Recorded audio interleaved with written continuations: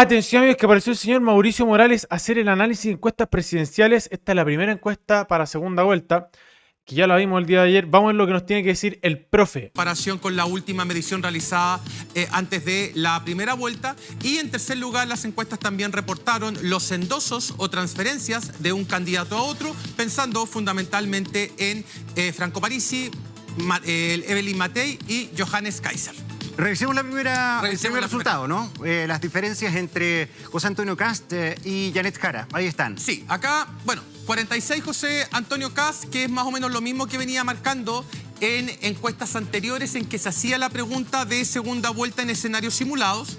34 Janet Jara y 20% de personas que no saben, no votarían o no contestan. Probablemente acá, Gonzalo Florencia, parte de la votación nula y blanca, considerando que muy probablemente el Partido de la Gente y Franco Parisi llamen a tomar esa opción. Pero estos números no son los predictores propiamente tal. Ese 20%, quizás la mayoría sea por Parisi, pero eso no representa al votante Parisi. El votante Parisi ya votó en primera vuelta.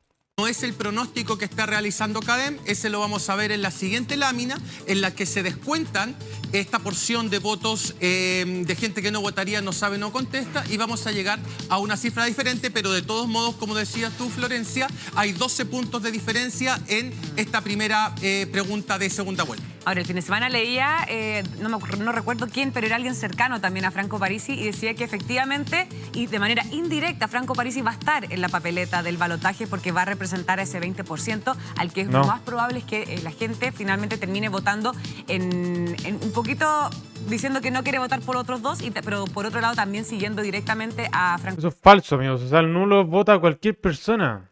Quizá la mayoría vote Parisi el nulo, pero no representa el nulo la opción de Parisi, es una ridiculez. De hecho, el nulo no tiene sentido, sinceramente, porque va a salir o Kast o sale la señora Janet Jara. No tiene sentido el nulo. Franco Parisi. Ese es un muy buen punto. En promedio en Chile las segundas vueltas tienen cerca de un 2% de votación nula blanca desde el año 99 en adelante. 2000 en rigor, porque el 99 fue la primera vuelta a Lagos-Lavín, en enero de 2000 fue la segunda vuelta a Lagos-Lavín. De ahí en adelante en todas las segundas vueltas hemos tenido un promedio de 2%. En esta primera vuelta, la que tuvimos hace un par de domingos, el domingo pasado, fue de 3,8%.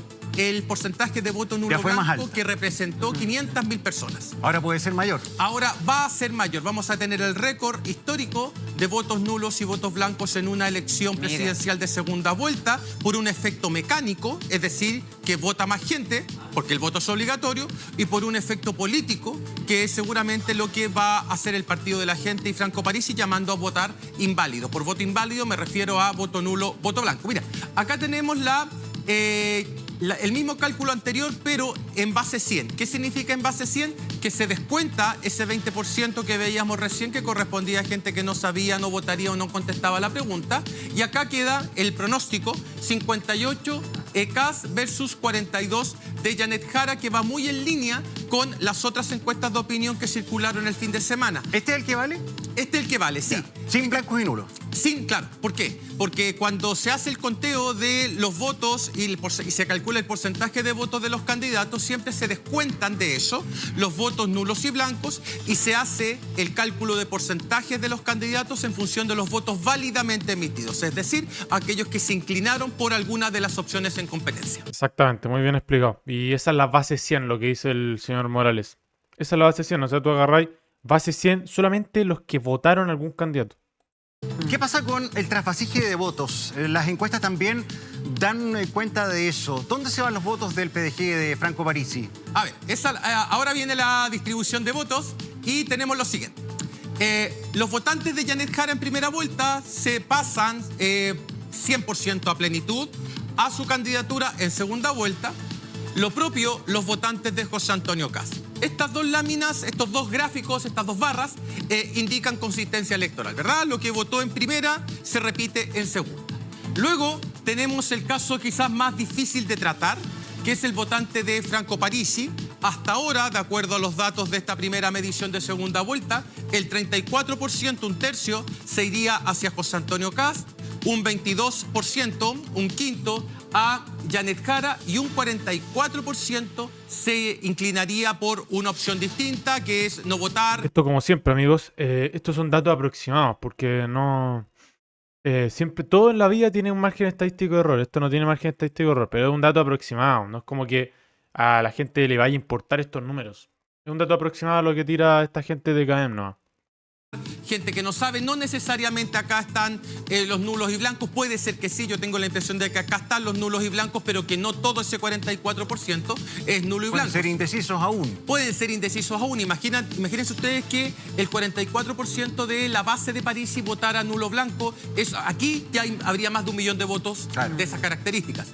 Luego, en Kaiser tampoco hay grandes sorpresas. Más del 90% de la base de Kaiser se transfiere hacia el voto por José Antonio Kast, y tenemos un 9% que aún está en duda. No hay ningún punto hacia Janet Jara, obviamente porque es la votación de Johannes Kaiser. Y en Evelyn Matei también hay una fractura del voto, pero menos evidente en Qué comparación. bueno que diga eso de obviamente, porque el señor Parisi no la tiene tan obvia, parece. El tipo aplica la teoría de juego de que en 2030 va a llegar Kaiser, supuestamente, asumiendo que hay democracia, según el Parisi. Porque este tipo asume que hay democracia en 2030.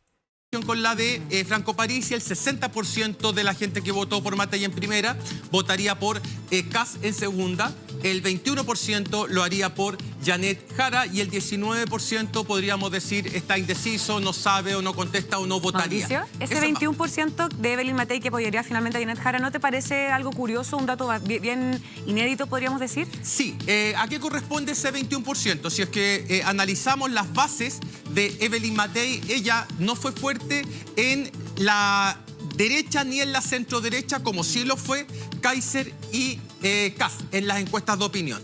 Ella marcaba muy bien en los votantes de centro propiamente tal, lo que me hace pensar que parte del voto de centro izquierda que se decía estaba con Evelyn Matei, efectivamente estuvo con ella, pero que ahora en segunda vuelta entre Jara y Kast está prefiriendo a Janet Jara. O sea, es un votante que en una primera etapa dijo, bueno, Evelyn Matei es la única que puede evitar que Kast sea el próximo presidente.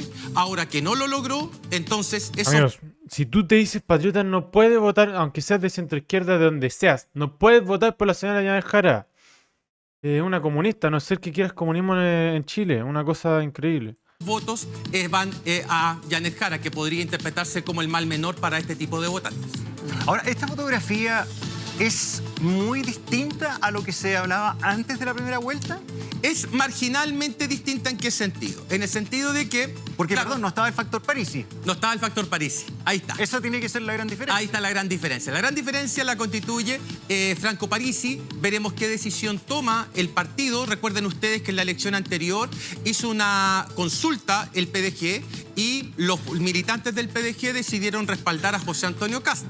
Veremos si es que ahora, en una consulta quizás más amplia, se llega a la conclusión de que en realidad lo mejor sería llamar voto nulo o blanco por una cuestión de consistencia política. Él lo dijo en su campaña, ni fachos ni comunachos. Si es que se inclina por alguna de las dos alternativas, ¿qué le van a decir sus rivales políticos que está contradiciendo lo que él mismo señaló en su campaña electoral y que lo llevó a obtener 2,5 millones de votos? Y respecto a la expectativa... Tiene sentido, tiene lógica lo que dice, pero, amigos, es comunismo, libertad, no hay más. Esa es la verdadera planteamiento que debe hacer el señor Parisi, no ni facho ni comunacho, que ni siquiera sabe lo que significa fascista el hombre. Espontánea. ¿Qué Veamos, se ha dicho? este es el dato más llamativo. Mire, acá se le pregunta a la gente quién cree usted que va a ser el próximo presidente de la República. Claro, tenemos la medición del 14 de noviembre, 2 días antes de la primera vuelta, y tenemos la medición del 21 de noviembre, que fue la última.